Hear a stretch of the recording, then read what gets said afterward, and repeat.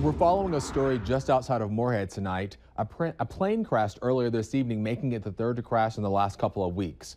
At this time, we know the plane was a small two-seater personal vintage aircraft only carrying the pilot, whose condition has not been released. The plane was found to be leaking fuel when emergency response teams arrived, but firefighters were able to contain any potential hazard. The FAA has been notified and will conduct a full investigation into the cause of the crash, and we'll post more information once it's given to us. In the coming days, we're hoping to learn the identity of the body found in the Red River last night. It was found in the area underneath the Veterans Memorial Bridge. It's been sent to Grand Forks for identification.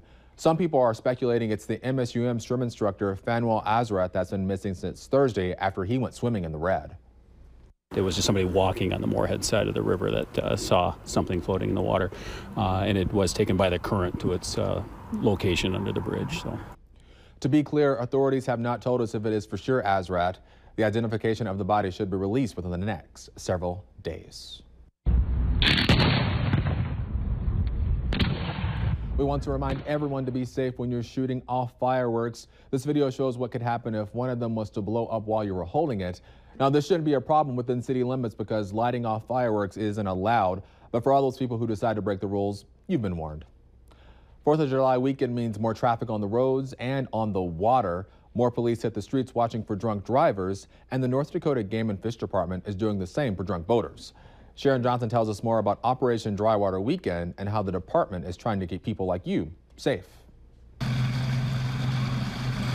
Waves, wind, and sun, it could make a bad situation even worse for those who decide to drink in boats. There is no brakes on a boat. There is no dotted line to attempt to follow.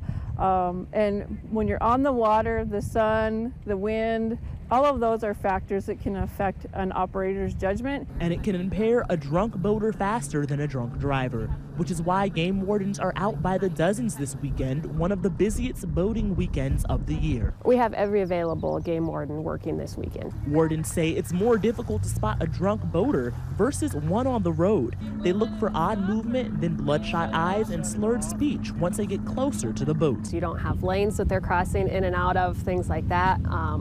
We have to look at maybe erratic boating. A lot of times in regards to boat accidents, there is some sort of alcohol use. To stay safe, there needs to be a sober driver. There should be a life jacket for everyone on the boat, and all children must be wearing one. Our main goal for the weekend is to make sure everybody stays safe and that everybody gets back to shore and back home. Wardens say they'll be doing their normal safety checks and rescues, but patrolling for drunk boaters is their priority this weekend. Boating under the influence is a Class B misdemeanor. First-time offense results in a 90-day suspension of boating privileges, as well as fines and boat fees.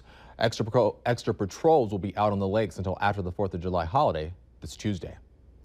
After much debate and 100 years plus some decades, liquor stores can now open on Sundays in Minnesota. We were at 2 liquor stores today, 99 Bottles in Moorhead and Trax Liquors in Dilworth. Here's what a few of those customers and people working in the liquor store industry had to say about this happening.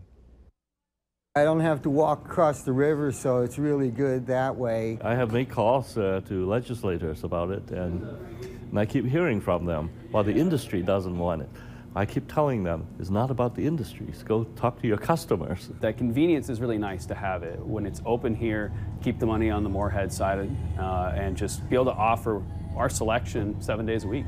Our hours are only 11 to 6, and I feel that we should be able to open later, but government decided 6 o'clock's our closing time, so it's not too cool. But like with lake traffic coming back to town, it would be beneficial for us to be open past 6, at least in the summer. In the winter, I think 6 o'clock would be a fine time to close.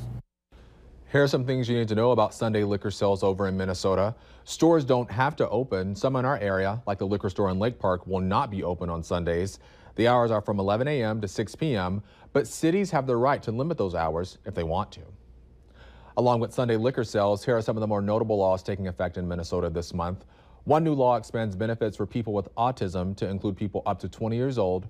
There are $450 million in tax cuts on the way, which comes from part of the state's record $1.6 billion surplus.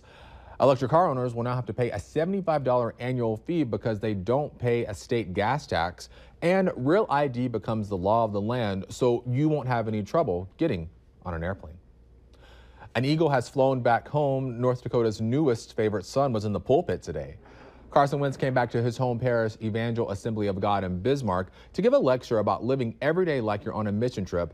He talked about the role of God and how he has played such an important role in his life.